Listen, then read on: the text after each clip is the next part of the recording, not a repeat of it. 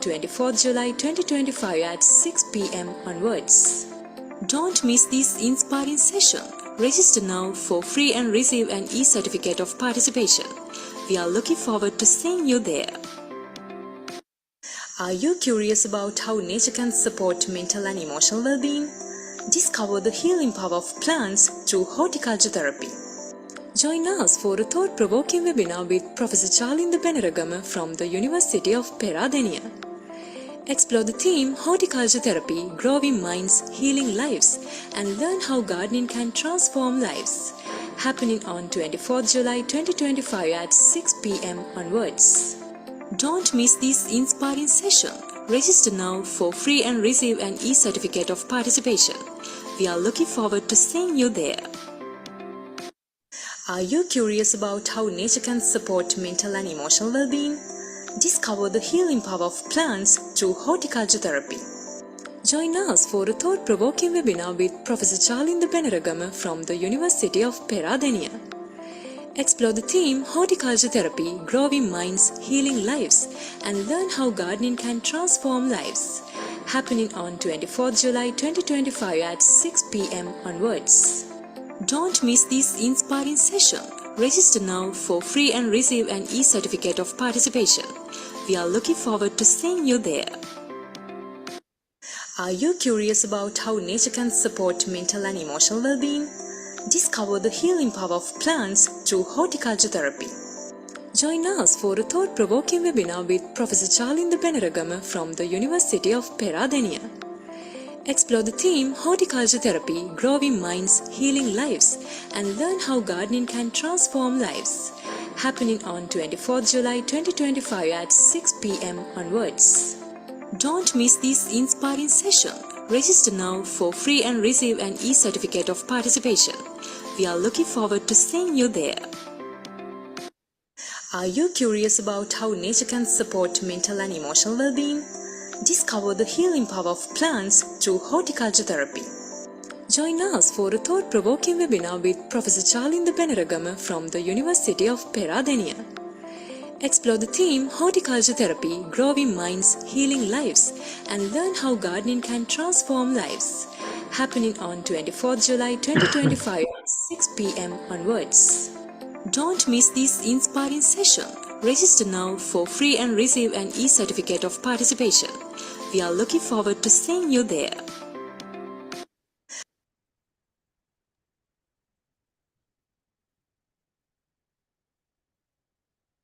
Good evening, everyone. It is my absolute pleasure to welcome you all to today's Pre-Symposium webinar series, organized as part of the International Symposium on Agriculture and Environment, ISAE 2025. ISAE 2025, hosted by the Faculty of Agriculture, University of Pune, Sri Lanka, is set to take place on 2nd September this year at the Gold Place Hotel, Colombo. This year, we are excited to focus on the theme Driving Innovations in Agricultural Technologies for Climate Action and Sustainability. For more details, please visit our website. Now, let me extend a very warm welcome to our distinguished speaker, Professor Chalinda Beneragama, who will be sharing his insights today on horticulture therapy, growing minds and healing lives. Dear sir, we are honored to have you with us today. And I would also like to warmly welcome Professor Kumari Fonseca, our moderator for today's session. A renowned academic and experienced organizer of international events like ISAE, she currently serves as the head of the Department of Crop Science, Faculty of Agriculture, University of Pune, and was also the past coordinator of ISAE 2016. A heartfelt thank you to all our local and international participants who have joined us today. We truly appreciate your presence and hope this session will be both insightful and engaging. So, without further delay, let's begin. I now invite Professor Kumari Fonseca to take over as the moderator. Dear Madam, the floor is yours. Thank you. Right. Thank you, Praneeth, and very good evening to you all. So as Praneeth mentioned, our distinguished speaker today is Professor Chalinda Beneragama. He's a respected academic, accomplished researcher, and visionary leader whose contributions span both university and national platforms. He has made recently he has achieved an extraordinary milestone in his academic career. I thought of highlighting that achievement today in his introduction, having completed 1,500 training programs. Congratulations. And so that testament to his unwavering dedication to education and capacity building. So over the years, he has empowered a diverse range of individuals, from university students, professionals, to school teachers and young learners, right, in diverse areas, focusing on developing 21st century skills, fostering research excellence, and supporting personal and professional growth, right? So it's a very brief introduction about Professor Beneragama. So we are truly honored to have with him, him with us today to gain his vast knowledge and insight. So please join with me to warmly welcome Professor Beneragama for our 8th Pre-Symposium webinar. So over to you, Professor Beneragama. Thank you very much. Let me share my screen.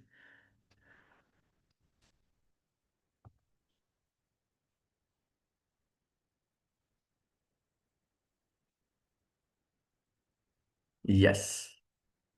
So once again, very big thank you to you, Professor Kumari Fonseca, for inviting me to this very important session.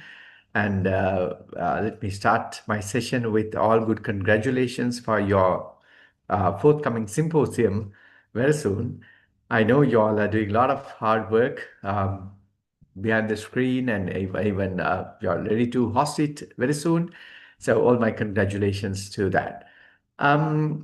Yeah, but once again, very big thank you to you, Kumari Madam, for a very nice, humble, introduction. Thank you.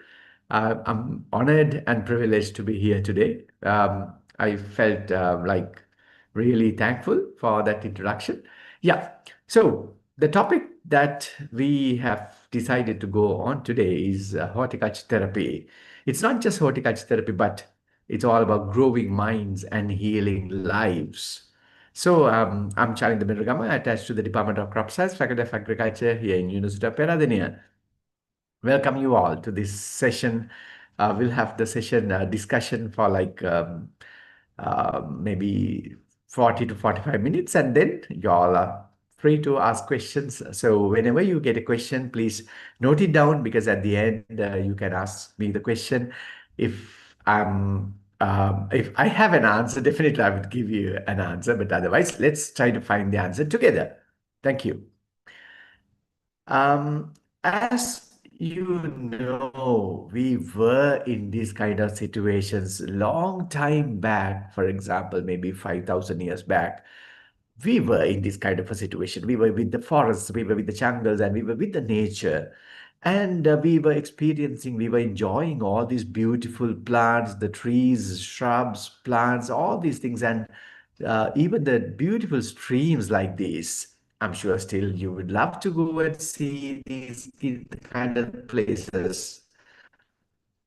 And with the increase in population, the sacrifice was we had to remove some of the plants that were around us, because it was a compromise. The population increased, and we had to accommodate some of the dwellings, some of the houses or the buildings. And we had to, whether we liked it or not, but we had to remove some of the trees from the environment.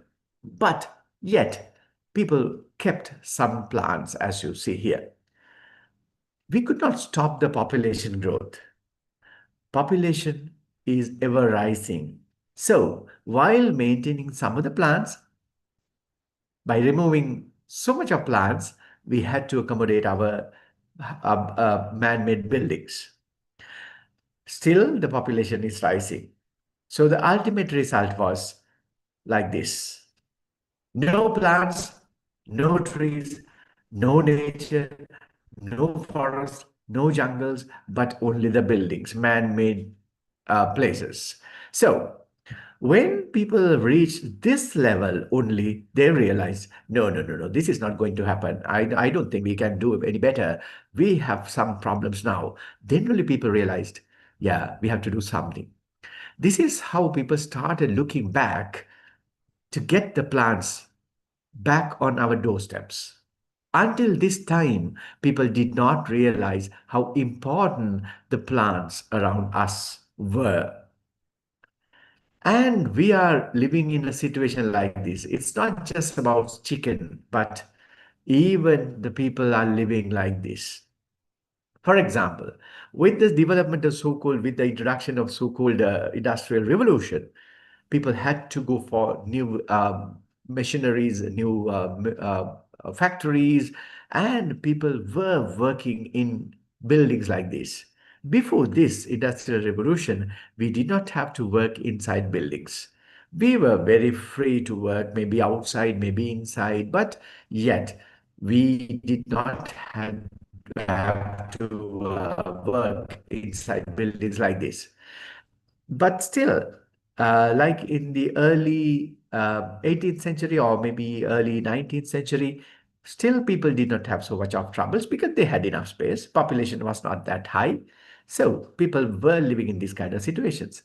But with the present population, with these big numbers we have in the world, with the limited capacity in office spaces, it's almost like chicken cages. Of course, even in office environments, people call these as cages. Whether we like it or not, we were caged by some decision makers. Then only people realized, hey, look, we have a problem now. It's not that easy for us to work. Though we were given some space to work, not that easy for us to work. We are stressed. So much of complaints came in. And not only that, so much of stress initiated in people. People were stressed so much. And with the limited space, because the relationship between increasing population and increasing space is not linear. You cannot have a linear regression for that. But as a result, maybe in the future, this will be a real office situation. Though I take it as a kind of a humor, but this can be the future if we do not allow sufficient space for people to work. With the rising population, with the urbanization and all these things, the temperature went up. I'm sure you must have heard about the urban heat island effect, which is very common in with the urbanization. So the temperature rose.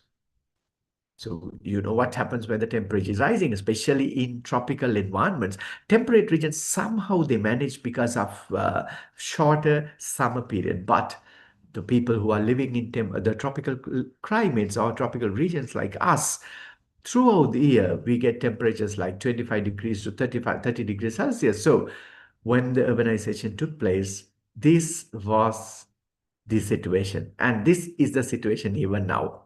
We are so much of stressed.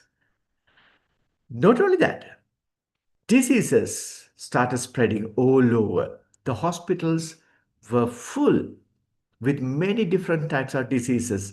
Hope you remember what we experienced during the COVID-19 pandemic in 2020 and onwards. Even now, not only the spreading diseases, but non-communicable diseases are so much now in Sri Lanka. Oh, not in only Sri Lanka, everywhere in the world. So the hospitals are full. And when a person gets admitted to a hospital, the problem is for how long that person will be there in the hospital. Because it's a burden for a country like us, because in Sri Lanka, the health sector is totally free of charge for people. So having people for a long time in a hospital is a huge cost for the government. So with all these, we we have been talking about how can we reduce this number of days that the person stays in a hospital. Not only that, our aged population is ever increasing. Not only in Sri Lanka, everywhere in the world, aged population is increasing. Even though we were boasting saying our life expectancy is 75 years, 80 years, and so on, it's a burden for a country. I know you all have your parents, the mothers and fathers. It's not nice to talk about the in terms of a burden here, but for a country, it's a huge burden. And the biggest problem is how can we take care of them? I know for a kid like me, when my parents are there, when they are living longer, it's not at all a burden. It's a big pleasure for me to have them with us. But still, this is now in the discussion fora in everywhere in the world, because this is a totally unproductive group of population. It's not that I'm talking about it negatively, but how can we cater to this category? How can we cater to this group? Especially in countries like Japan, they have already started talking about this aged population because in Japan, countries like Japan, they have a huge problem with this aged population because their population growth is almost close to zero. Surely they will go to minus in the next few years. So they have to do something with this age population because you cannot say no to this group because they were the people who built the whole world up to now. So though some people call this group as a burden, we have to do something for them as well. And I want to highlight two abbreviations here, SBS and BRI. I don't know whether you have heard about these two words. SBS stands for sick building syndrome, and BRI stands for building related illness.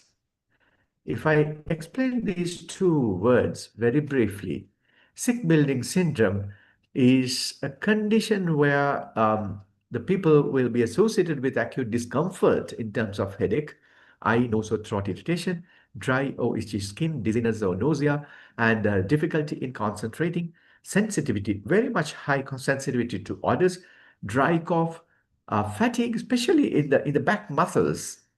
So these are very common symptoms or signs in people with SBS. The one of the most important things is the cause of the symptoms is unknown so far. And very interestingly, most of the complainants report relief soon after leaving the building. When they are within the buildings, they complain saying, I have all these troubles, this headache, that the problem, fatigue, and everything. But the moment you leave the building, you don't feel like having any problem. So it's not that easy for even for a doctor to detect these kind of problems, but it is there in the world. The BRI, on the other hand, the building related illness, this is little different from the SBS, sick building syndrome, but very close. Here, the building occupants complain of symptoms like cough, very dry cough, chest tightness, it's like a heart attack, fever and chills, and muscle ache, especially at the back muscles. And the symptoms can be clinically defined and have very clearly identifiable causes. So this is very different from SBS in terms of diagnosis of the problems. And complainants may require prolonged recovery times after leaving the building. So it's not like SBS. Even after moving away from the building, still you have these problems. So in the world, BRI is common compared to SBS. But SBS is there. Problem is you don't know whether you have SBS or not. Very recently, maybe within the last 5 years, I have done some work on this prevalence of SBS and BRI, and with my data, at least 50% of the people whom we surveyed have either SBS or BRI. They have experienced in their life. So you see how common this is, especially among the working population. Even we did some surveys among the university students because most of the day they spend inside buildings. For example, 8 to 5 in lecture halls or practical classes, and then back when they go back to the hostels, they work inside the building. So, according to our findings, about 40%, 30 to 40% of the students, university students, also complain they have some slight to moderate severity in terms of SBS and BRI. So you see how prevalent that is in Sri Lanka, even though it is not diagnosed very well by the doctors. Not only that, even the carbon dioxide concentration inside the buildings. Say, just imagine your lecture halls. There are about 200 to 300 students sitting inside buildings in your lecture hall. And all of a sudden, you feel like you can't concentrate in the classroom. It's not your problem, but mainly because of carbon dioxide, higher carbon dioxide concentrations inside your lecture halls. I did some work testing the carbon dioxide concentrations in lecture halls in several universities in Sri Lanka, and with my findings, usually when the classes have about 200 to 250 students, the carbon dioxide concentration goes up to 2000 to 2500 ppm. So you see how bad that 2500 is.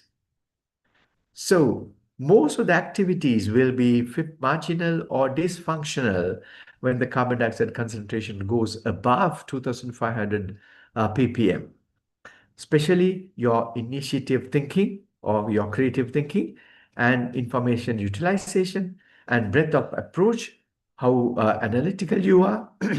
So all these things will be affected very badly, very negatively when the carbon dioxide concentration increases. So what can we do? We cannot avoid these situations. And you see how much people have done scientific research on these kind of things. So this is an article published on building and health, mapping the knowledge development of sick building syndrome. You see, people are studying about this because it's that important. This was an article published in 2022, very recently. And this article is about sick building syndrome. Are we doing enough? Because most of the people in the world still do not know what these things are, SBS and BRI. So we have a lot to do in Sri Lanka as well. And you can see this article as well. Building related illness in all family members caused by mold infestation after damage of the building. So you see, they have identified the cause for this BRI as well. People are studying, people are doing a lot of work. We have to do a lot of things in Sri Lanka. So with my findings and in my opinion, the only remedial measure will be the horticulture therapy. Or maybe we can rename, we can rephrase it as therapeutic horticulture. Some people think it's all about weaving the plants, we are having just plants around us and so on, but no, it's not just horticulture therapy. It can be just weaving the plants, or it's the common benefits. These are the common benefits that you can get from the plants, but horticulture therapy is very different. It's not that having plants around you somewhere on your tabletop, on your side, on your office, on your in your house. No, it's not just having plants around you. It's not just weaving plants, going for a botanic gardens or a museum where the plants are available. No, it's not just weaving the plants, but horticulture therapy has four main components. Is the engagement of a client. You see, the person who gets the therapy should be engaged in the therapeutic activity. So, is the engagement of a client in horticultural activities facilitated by a trained therapist? So, you need a trained therapist for this. For what? To achieve specific and documented treatment goals. So it's not just you go to a place and you do some planting or work, some horticultural work and come back. No, it's a continuous process. long process. So you have to do a lot of things there, right? So remember, horticulture therapy means it's kind of a therapeutic activity. It's a kind of treatment where the client is engaged in horticultural activities, but definitely with a trained therapist. Recently, we started making therapists here, horticulture therapists, because in Sri Lanka, to my understanding, very few trained horticultural therapists are there. Very fortunately, I got the chance to get all these exposure when I was in Japan for the first time, and then when I was in China, they are also doing this at a very different level. So I was so fortunate to get this kind of training from these two countries. So now it's actually we are now trying to make the therapists in Sri Lanka, because without a therapist, you cannot have horticulture therapy. All right. And it should be documented, because finally, the person should have a difference before and after. That's why the documentation process is important. Right. Let's continue. There are many components or activities that we can do in horticulture therapy, therapeutic work. It's not just having plants or it's not just weaving, but as I said earlier, there's an engagement. So you have to get the person engaged in different horticultural activities. So let's see what are the things that we can do to get the people engaged in horticultural activities. One thing is very simple, very popular in the world, potting annual plants. So this is one of the most I would say one of the simplest and very common activities that people do in the world under horticulture therapy. So it's all about getting some annual plants, preparing the media, mixing the media, maybe the soil, the coir dust, and organic matter, perlite, whatever the material. So you do it with a purpose, understanding why these compositions are there, why this 1 to 1 to 1 or 1 to 2 to 1 or what all these ratios. I'm sure the students, you all must have learned about these in the first year, second year. So with all this knowledge, people do the planting, totally concentrating on the planting work. So for different plants, different compositions, right? For example, for begonias, you have a different composition, but for cactus and succulents, you have a different compositions. But for example, plants like Dieffenbachia, Aglaonema, like Araceae family plants, you have a different composition. So the therapists, they discuss these things with the clients and they do the work together. They learn it and do it together. So this is how the horticulture therapy works. It's not just doing an activity manually, but it's all about doing it consciously with the brain involvement. It's not just physical work. So yeah, like this. Um, we are so lucky to be in a country like Sri Lanka, because we have a huge diversity, maybe flowering plants, maybe plants with different colors, the foliage, and we have totally green plants, but with a huge variation, light green to dark green, totally different leaf morphologies, totally different leaf architectures. You see, so we are blessed to have all these diversities in Sri Lanka.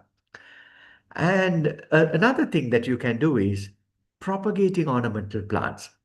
This is also a very popular activity under horticulture therapy. So the students, you all must have learned about propagation, plant propagation in your first year or second year. Maybe those who are in the first year yet, I'm sure you will learn very soon. And even in the school, I'm sure you must have learned about these. So in the horticulture therapy, we teach them, the clients, how different plants can be propagated vegetatively, vegetative propagation, the asexual propagation, or the sexual propagation, both seedling propagation. So we talk about all these things, and then we ask the clients to use different cuttings, for example, stem cuttings, leaf cuttings, root cuttings. And then we explain how you can do it by grafting and budding. With all the explanations, we can very nicely go for propagations. So with time, as I said earlier, this is not just one-time work. So people get engaged and they will see the results. Maybe after 1 week, 2 weeks, 3 weeks. You don't have to have so much of things. For example, you don't need to have a seedling tray and with all the media and so on. But very simply, you can put the cuttings in water, as you can see here on the slide. Just put inside water and see what is happening. It can be a success, it can be a failure, but still, those are parcels of horticulture therapy. Not always the successful stories, even the failure stories are taken into discussions in horticulture therapy.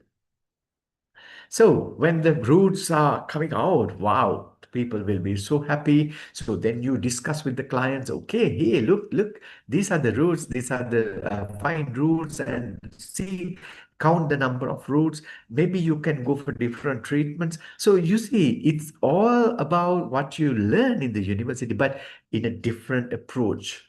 So different ways, maybe you can use different cups or simple polythenes or many different things you can use. You don't need to have so much of money for this, but simply you can do the horticulture therapy work with the people. Landscaping is another very, very important activities that you can use in horticulture therapy.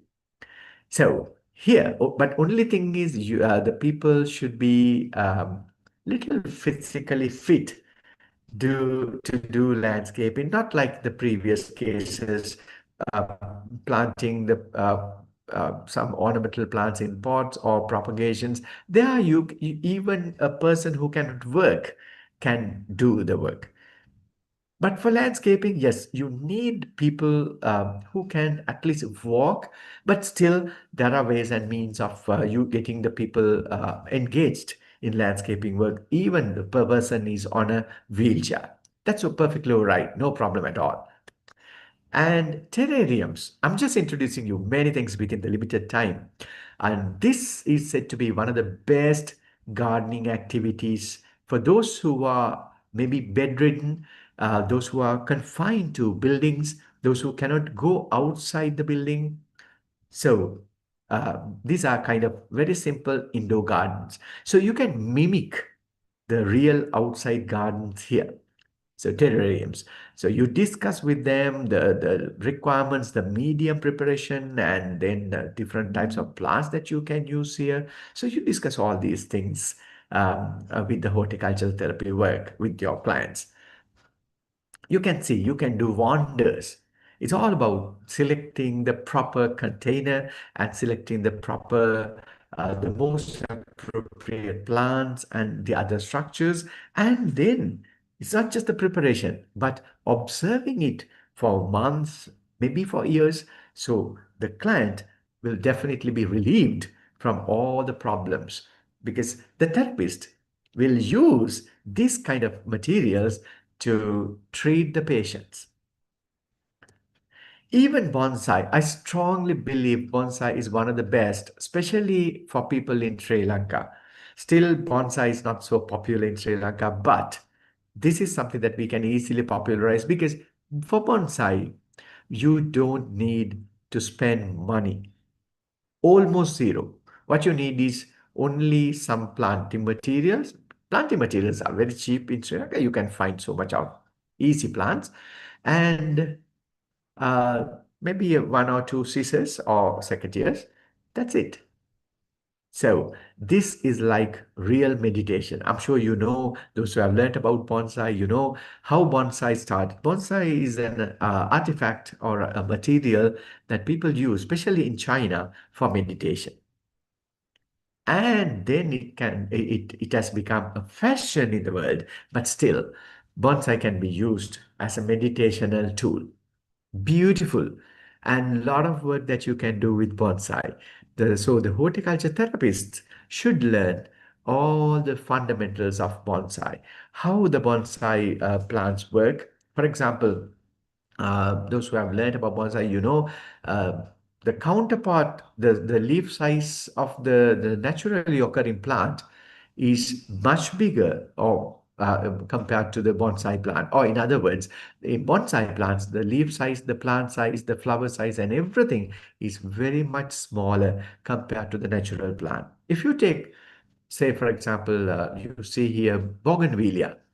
Bougainvillea, naturally, the leaves are something like 5 to 10 centimeters big, 5 to 10 square centimeters big. But in bonsai, it comes to about 1 to 2 square centimeters.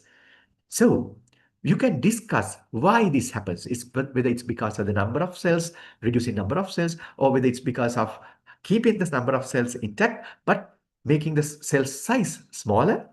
So you can discuss all good things.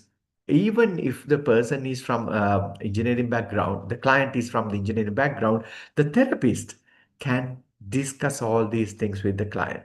This is horticulture therapy. It's not just training the plant alone, but you discuss all these things with the client. So it's all about getting some plants and training, using wiring and observing how the plants grow. This is wonderful. One of my best recommendations for horticulture therapists in Sri Lanka. And this is something very new to Sri Lanka yet, aquascaping. It's not just having fish inside fish tanks, but it's simply having plants inside fish tanks, with or without fish. It's up to us to decide. But very simply, aqua means water, scaping means decorating. So you are decorating water with plants. So earlier days, people were using some aquatic plants to decorate, but now, as you can see here, these are totally underwater gardens. You can see how far people have gone in horticulture therapy. So in horticulture therapy, it's all about your making these gardens and observing these gardens, maintaining these gardens, because you cannot just prepare the garden and wait and see. You have to do the maintenance. So the maintenance of all the plants that we discussed up to now is part and parcel of horticulture therapy work. And all these things are done with the therapist. It's like physiotherapy. It's like other doctor meeting the doctor. So regularly you go and see the doctor, you meet your therapist, you talk to the therapist and you get the recommendations. It's like the same. It's the same. So horticulture therapists will have a huge potential in the future for sure. So you can see all these aquascaped plants. These are not outside, just underwater, just underwater. And luckily, we have almost all these plants in Sri Lanka now. These are not outside gardens, but these are simply water plants, not outside plants. The other thing is floral decors. One of my favorites, one of the things that I love the most. I have been doing floral decors since my undergraduate days, since 1998. And still, whenever I get a chance to do decors, I definitely go for it because it's a big relief for my stresses, all my stressful conditions will be relieved with all these activities. For example, still up to very recent times, I have been doing the floral decors for our convocation, our graduation ceremony in University of Peradeniya with my team. So I know how people love these floral decors. So in horticulture therapy, it's not about getting a bouquet, right? And it's nice to see in convocations, in graduation ceremonies. Now there's a big trend where you give or you receive a floral bouquet with a teddy bear, which is something very nice. So I see the potential for that as a business.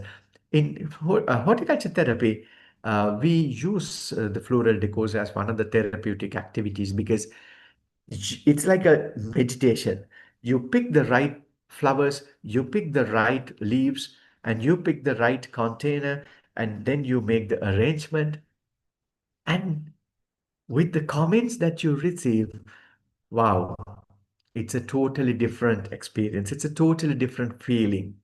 So, with all the diversities we have anthuriums, orchids, which can be grown in low country, and at the same time we have carnations, roses, uh, jabiras, everything which can be grown in upcountry. So all these things are available in Sri Lanka. So it's a matter of picking the right flower, right container, right leaf, and making the deco.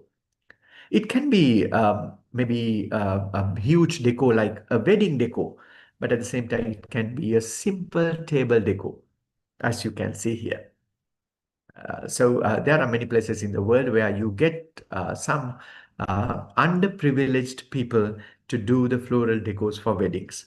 For example, those who are with uh, autism, or maybe I don't know whether you have heard about the conditions like ADHD, like conditions. So there are places where you get the work done by that kind of a group, and um, or do all the decors in big events. It has a totally different price. It's very expensive because those things have been done by a totally underprivileged group. So it's purely horticulture therapy.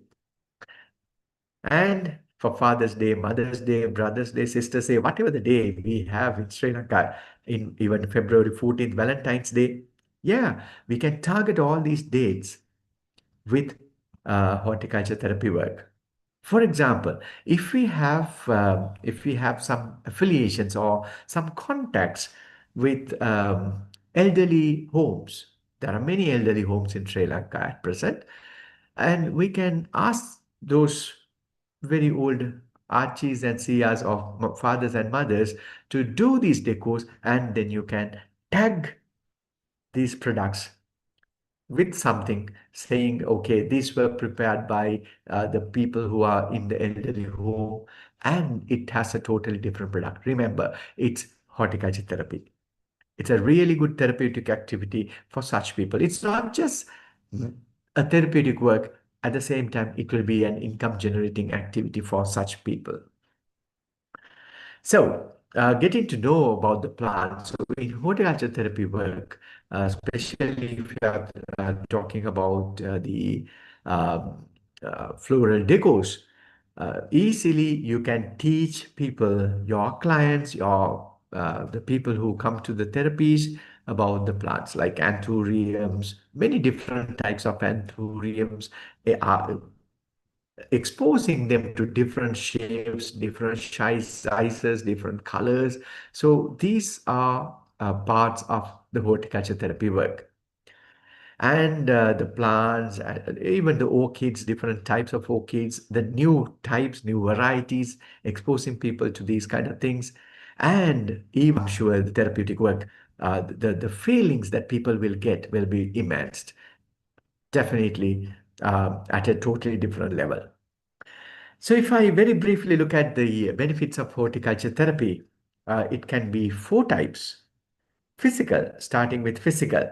Many people think horticulture therapy work is only for mental support. No, even there are evidences to show that horticulture therapy improves strength, stamina, and mobility of people. And it increases energy and endurance. And of course, it improves hand-eye coordination. For example, if you work with the floral decors, you need hand-eye coordination a lot.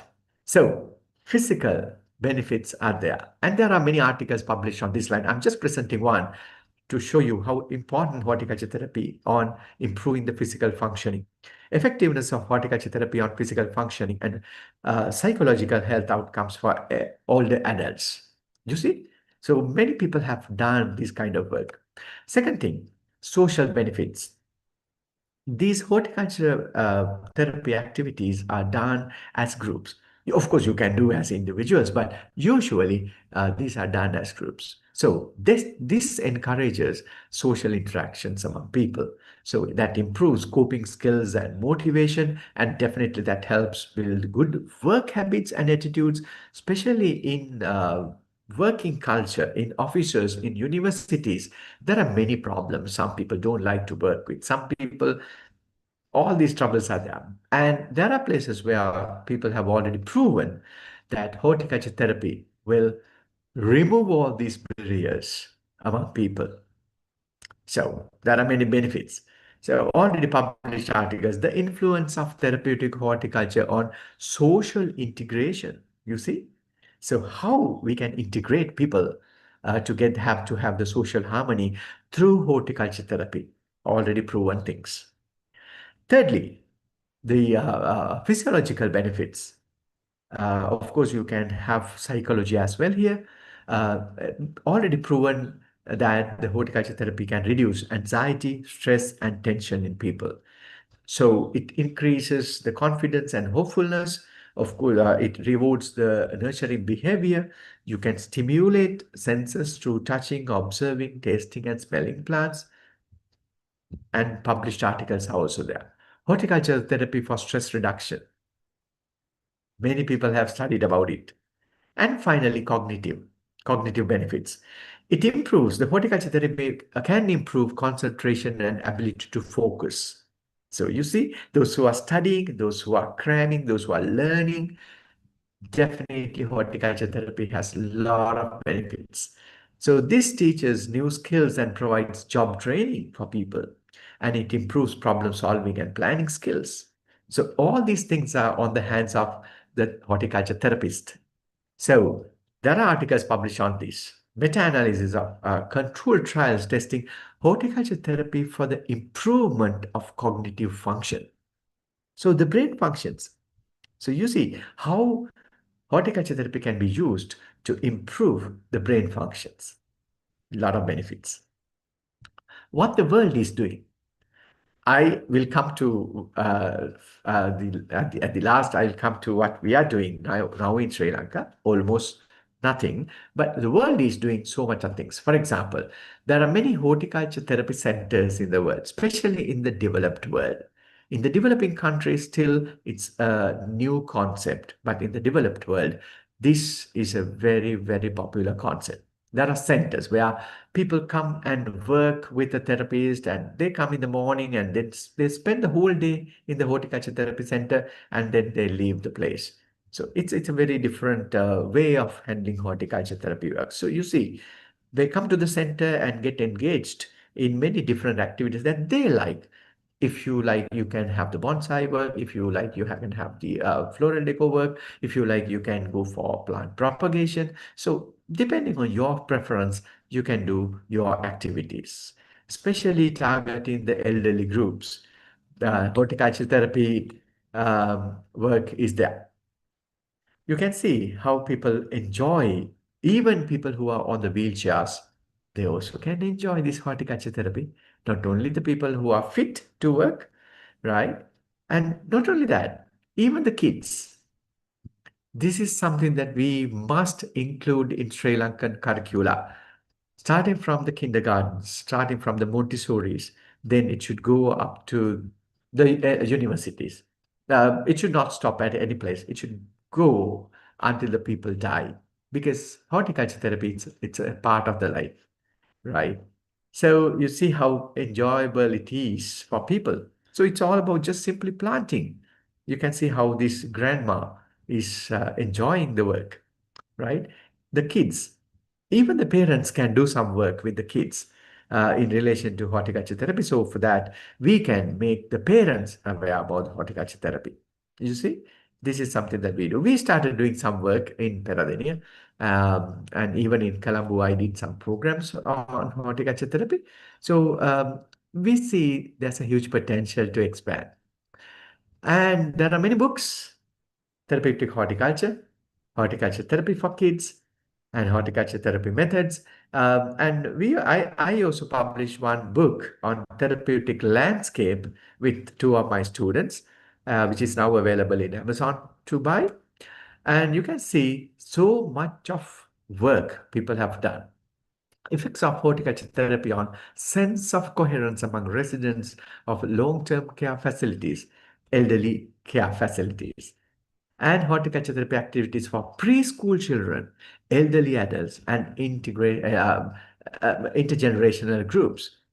So people have done a lot of work in the world. Horticulture therapy programs, you see so much of work. Why can't we do this?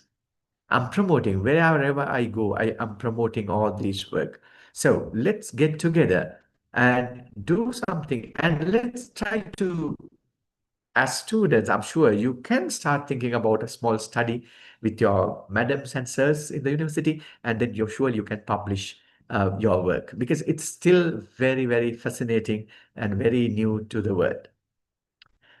So there are many associations, for example, American Horticulture Therapy Association, Canadian Horticulture Therapy Association, Therapeutic Horticulture Australia Association, and Horticulture Therapy Institutes are there in many countries in the world.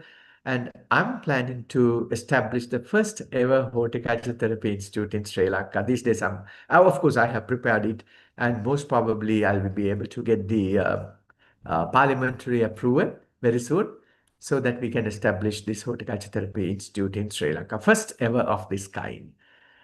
And remember, finally, plants are not only for food and beauty, but the plants have the therapeutic ability. So why don't we use that? Not only for food, not only for beauty, not just for weaving with the eyes, but why can't we use these beautiful natural products for our healing? Maybe psychological healing, maybe physiological healing. So let's get together. I'm inviting you all to join hands in promoting horticulture therapy in Sri Lanka. Thank you very much. I'm very happy to have questions if you have.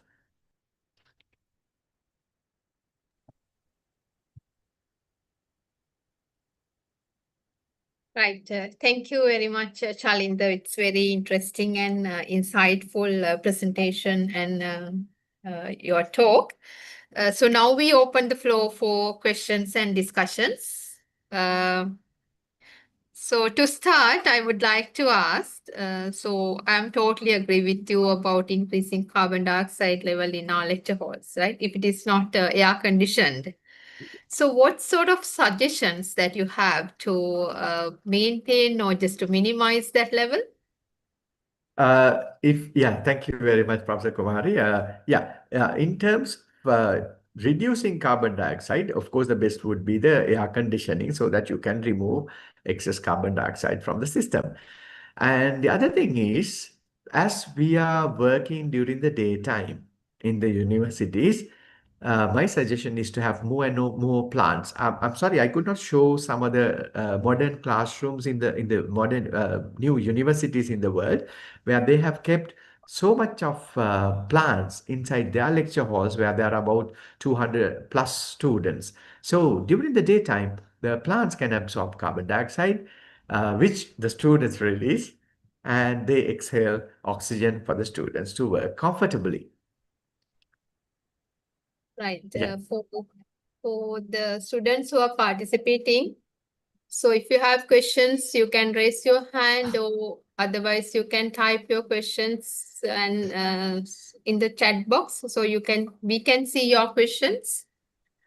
I think you may have many questions. There's a question, Madam, there's a question in Q&A. The question says, while bonsai is an art form known to enhance mental well-being, it severely restricts plants' natural growth through intense pruning, wiring, bending, and so on, raising ethical concerns regarding plant welfare. Very interesting. What is your opinion on this? Which side you intend to take? Very interesting question. This is a very common discussion in the world. Even in Sri Lanka, some people are for bonsai, some people are against bonsai.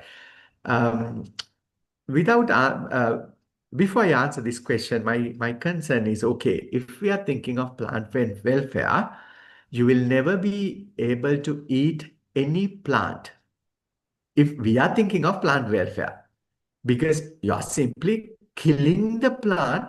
Of course, in bonsai, you're not killing the plant, you're maintaining the plant. But when you are eating a plant, that means you kill the plant and eat the plant. If you are eating a fruit, you are totally destroying the next generation of the plant population.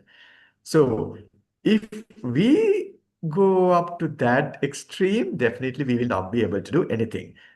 And I also understand the plants have lives, and yeah, we can argue on this line of thinking. But my belief, my take is I'm perfectly right to go for this bonsai work, because you don't kill the plant. Yeah, maybe you create a stressful situation to the plants, but it's the same thing that we do. For example, in secondary metabolite production to produce pharmaceuticals in the world. To get the secondary metabolites in plants, you have to create some stressful situations. It's the same. So personally, uh, I'm not with this argument, but I know I totally respect this argument. But in my case, I am a bonsai lover. I know Professor Kumar Fonseca is also a bonsai lover. Uh, so my take on this is that. And there's another one, another question. What can you say about the emerging artificial plants? I'm not very sure about this question. Artificial plants means maybe synthetic plants, I guess. Is that what you want to say? I guess it's this thing. Um, Remember, through artificial plants, you will never be able to get the best outcomes of the horticulture therapy. But I know there are places in the world where artificial plants are also used in horticulture therapy work. But in my opinion, I strongly believe you have to go with the natural plants to get the maximum benefits out of it. I think Yeah, the answer is the answer there. Yes. Some are made of machines. Yeah, it's the synthetic plants. So I think I answered your question. Thank you very much for the question. Good evening. I am Chinta Rupasinghe from the University of Ruhuna. Yes. It's a very interesting topic today by Professor Chalinda. Thank you so much for delivering such nice things. Actually, we are living in the world with the plants, many plants. But yes, we get stress release and many things. Actually, that's I am thinking how can we incorporate it into in University of Ruhuna. That is especially for students lecture rooms and also students hostels, accommodation places inside the university. And actually, I think if we want to start such a kind of program, I think Professor Kumari can be a leader of to initiate Definitely. such program. Yes, even I think we have to understand what are the plant species and which may be it's a kind of loving shade loving plant sometimes, no, if we want to go with lecture rooms like that, incorporate that using lecture rooms for so for kind of horticultural therapy activities like that. Actually we need a kind of guidance to start it like that. How can we help to University of Rune Faculty of Agriculture in these regards? yeah, I will be adding a little bit, Chalinda, and I also Sure. noted down this because so you just mentioned that. So through this, we can improve the cognitive functions of the people. So I think Definitely. so we can do something for student hostels, neither. So how can we apply? So what sort of uh, thing that we can apply in this university environment, especially in student hostels? Especially boys hostel. Come on. Yes. Anyway, I don't want to get into the gender issues, but yeah. And please remember, it's not about just having plants around you. Yeah, I It's know. Yes. about getting engaged people in the plant-related activities. So if the students have time, I'm sure the students can find some time. My strong belief is those who are busy, they can find extra time. Those who are not busy, they cannot find extra time. So that's my belief. So my suggestion, my recommendation is, yes, definitely we can help. We can do some work in Ruhuna University to support the students. But remember, it should be something really engaging. It's not just keeping plants in the hostels, in the hostel rooms, just on top of the table of the study room. Not that, not that. But the students, they have to get engaged. And maybe the starting point could be to have the first set of horticulture therapists for rural university. Academic staff members, maybe the students, maybe student leaders, whoever. That can be the starting point so that they can be the trend setters. They can be the trend changers, or making the people who will make the changes in the university itself. So without getting people engaged, don't even think of having horticulture therapy, because it's all about engagement. Remember, it's not just keeping plants. Even inside the lecture halls, if just imagine our non-academic staff goes and keep the plants inside the building, inside the lecture hall, and come back. Of course, the carbon dioxide wise, yes, some benefits will be there for the students. But if the students do it by themselves, they get the benefit. And remember, only those who do it will get the benefit, not the other people. So I strongly believe if the students are ready to go for it, as staff members, surely we can help you. And Chinta madam, so we can arrange a separate session with Chalinda for students. I think we can Yes, yes. organize this through the Crop Science Society. Yes, And that's we can fine. discuss further so in later, ne? So then Yes, we yes, can, yes. start Yeah, yeah. some We program. should start actually Yeah. immediately. Yes. And so there are There are some. questions to Kumari Madam, Chinta Madam. To ask her, sorry. How does horticulture therapy support emotional resilience in individuals facing trauma or chronic stress? Wow. This is a very nice topic to keep discussing continuously.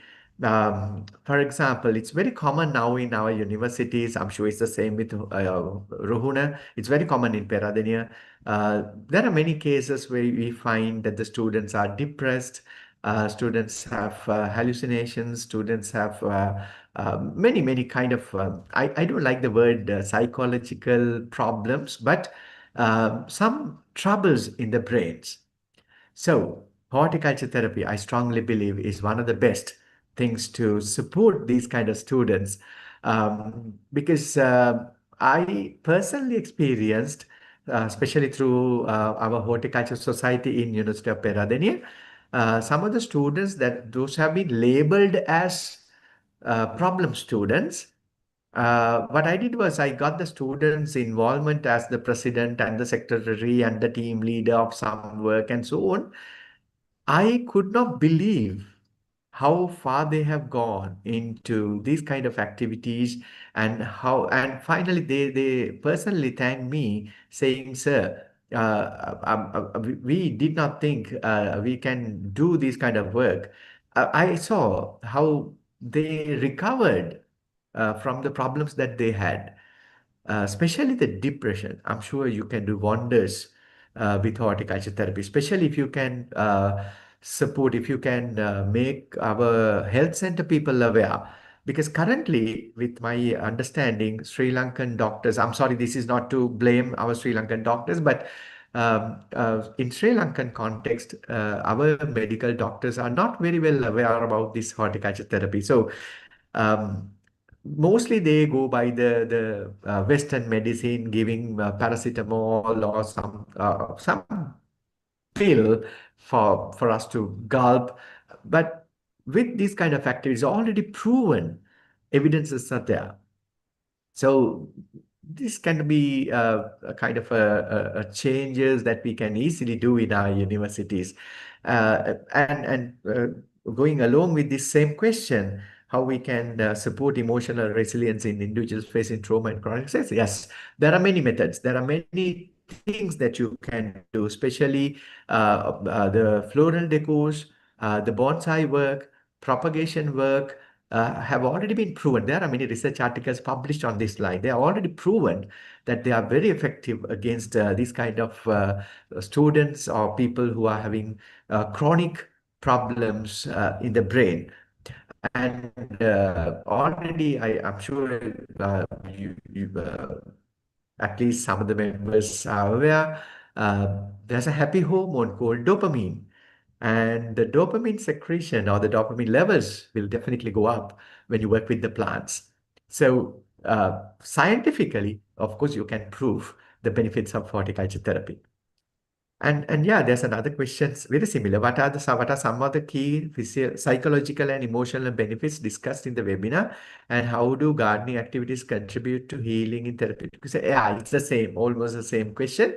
A lot. Maybe I can talk for 2 days about the benefits, or especially the psychological benefits, emotional benefits that you can get through horticulture therapeutic activities. But remember, you need to have a horticulture therapist for this. Any more questions?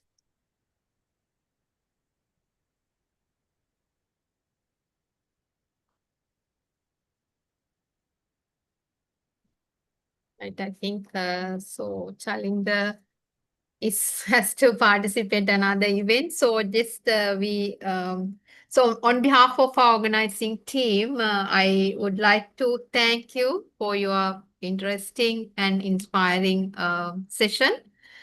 So actually your expertise, engaging delivery, and the wealth of knowledge you shared, so they enrich this session. And we are grateful for your time and so your valuable contribution. Thank you so much. And I think so I will invite you in a separate session to start some program, especially for Ruhuna, right? Thank you so much for so joining today and sharing your experience with all of us. Thank you very much for Yeah. inviting me, and I felt honored and privileged. Thank you so much for inviting. Have a nice day and have a nice time in your graduation dinner, right? Thank you very much. Thank you. Thank you very much, dear Madam. On behalf of the ISA 2025 Organizing Committee, I extend my heartfelt gratitude to Professor Chalinda Beneragama for sharing his valuable insights on horticulture therapy, growing minds, and healing lives. We truly appreciate your time and expertise.